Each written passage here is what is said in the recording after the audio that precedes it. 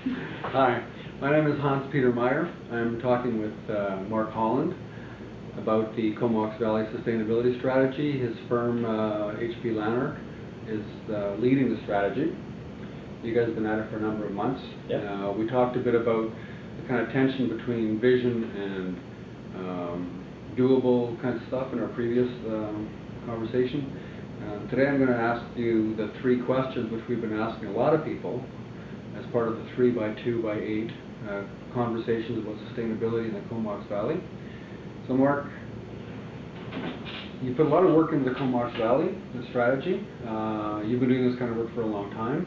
What excites you about what you put together and what you're seeing in the Comox Valley strategy? I think overall on the Comox Valley Strategy is I find it very exciting to work on. We've been at it for over a year now, and the scope and range of discussions and ideas is very exciting. I've had the privilege of doing a lot of sustainability strategy work around Canada in the last How many? I don't know, it would take me a while to count up all the different cities that I've worked on, but some of them are American, some of them are working actually all across Canada right now, as far as Ottawa, and quite a few communities in BC. And everyone takes a slightly different approach to what they're doing. Mm-hmm. What I find particularly exciting about Comox now is that the Comox Valley Strategy is, I don't know what generation it is, but it's probably the most advanced of any that I've had the privilege to work on. And is that because we've been talking about this stuff forever in this community? No, actually, no. I would say from the other communities I've been part of, you're pretty well on par with any community that's actually been looking ahead at all. Basically, you started seriously looking at this in around 2005, 2006. With lots of threads emerging from before that, right. And then starting to really try and work on developing strategies. And the first little piece of work that we all did together was in 2007, and now here we are near the end of 2009 after over a year of very intense work together. Right. What's most exciting about your strategy in the Valley is the unique sense of discipline that the discussion around targets and the discussion around allocating responsibility for taking action has brought to that plan. Mm-hmm. A lot of sustainability strategies around North America right now that are either collecting dust or being mourned because no action's been taken. And one of the interesting things that we know about organizations or companies or any other part of our life is that if we don't set kind of a target of what we want to achieve and allocate some responsibility, if anything gets done, it gets done simply out of the goodness of somebody's heart mostly, right. Or a kind of a personal commitment to it.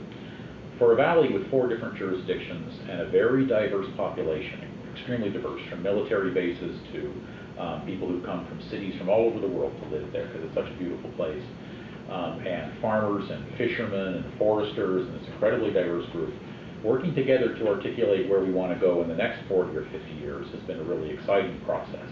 And the voices don't all agree, but that discussion has been a very rich one. The focus of that discussion, not on just more of this and less of that, but on, well, how much more and how much less. And let's set a target for where we need to go, and then let's figure out something we can do now, and we'll set some years and some decades between here and there. And then finally getting down to the business of, well, who's actually going to take the action? Because the reason why most plans don't get implemented is we don't spend enough time really articulating who has to take the action. We create nice sentences and ideas in these plans without really getting down to the brass tacks of, well, if I was the organization that had to lead that, would that work for me? Can I even do that? Right. And that discipline has been brought to the Comox Valley plan. Anything with that discipline brings a certain struggle to actually make it that clear, and, right. And it highlights disagreements that might otherwise we could have glossed over. So there's been inherent challenges in it, but the result is a plan which I think will be probably one of the most implementable and pragmatic sustainability strategies in the country. Well, that's great to hear. I like that. That's good for me. Yeah. Because I want to be there until 2050 and enjoying myself. The next part of the next question has to do with the implementation. You touched on that. So what are the challenges to implementing this strategy? Well, there's a few challenges. I think probably the first one is going to be looking at the resources that everyone has in the different institutions, and some of it's government, but a lot of it's other organizations, and finding ways to modify what we do now so we're making progress on sustainability while we keep the lights on, the doors open, and do our business. But I think one of the bigger ones which has come up, which is very interesting, speaks to the first point here we talked about, which was most of our organizations, governments, institutions, businesses, they're all laid out on a framework or a model of the 20th century, when we didn't know we had these challenges of sustainability in any meaningful way. I mean, the concept didn't really emerge to consciousness until about 1990. So it was, yeah. we were well, certainly climate change wasn't part of the conversation 20 years ago. Yeah, exactly. And it's only really recently managed to get some serious traction. Yeah. So what we have is very important things where we need to make some change, take action, or frankly even claim some big opportunities. But there's nobody actually officially in charge of that area. You talked about food in terms of that. Food is one of the biggest ones, I think, because the economic and social and environmental opportunities for food in the Comox Valley, everyone knows it. The food industry is already, the food agenda is huge. I mean, some call it the Provence of Canada. It's already excellent. Except, there's really nobody in charge of food. There's no one with a jurisdiction over food. So when we get together to have a conversation about food, there's a few provincial ministries who have a little piece of it. There's a couple of businesses who have some interest in it. It crosses over into agricultural land and maybe a bit of zoning. So the planning department's kind of interested in it in one or two of the towns. But there's sort of no one at the center of it. Right. Not that someone has to be controlling in charge, but someone who's at the center of even just coordinating something. And we found this actually in quite a few parts of the plan, was that the areas where we all agreed we needed to move forward, there wasn't really anybody responsible for the area. So I think one of the biggest challenges we're going to have going forward is how people work together in their institutions to achieve these areas that they all agree need to happen. They all are excited about the opportunities, but no one's really responsible to call the meeting. The extra work really isn't in their budget and time. But we all agree we need to do it. And I think that's going to be one of the biggest challenges. And that's a historic challenge in this community from my experience.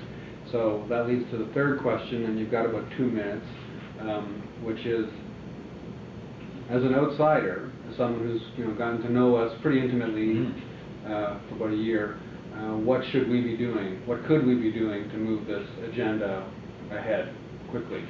I think one of the items that we discovered began to emerge this fall in the plan as we started to really work on the action planning and implementation was the creation of sort of task forces or multi-stakeholder councils to work on these issues, where all of the different groups who have interests, skills, a few resources, a bit of time, but we all agree we need to work together on those, can form kind of a task force that can work with a bit of paid time and a bit of volunteer time, and actually a very small amount of resources overall to accomplish and basically become the coordinating center for lots of different things.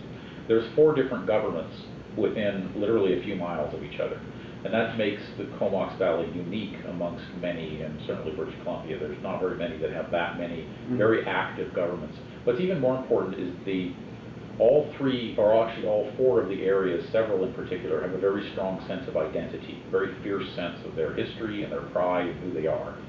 And that's a really rich part of the valley. It's just it actually adds a lot of excitement and character to the valley. Working together through task forces or committees or kind of operational councils that look after things, I think is going to be really the key opportunity and challenge to both keep the separateness of identity and the pride people have in that in the different areas of the valley, but find a way to work together to achieve the ends that everyone agrees we all need to move toward that if we want to be where we want to be in 40 or 50 years. Okay. Well, thank you very much for that. Thank you. We're going to continue this conversation about sustainability in the Comox Valley.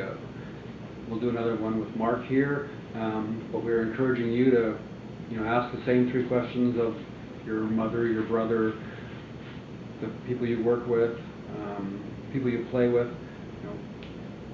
What do you like about the sustainability strategy in the Comox Valley? What do you see as the challenges?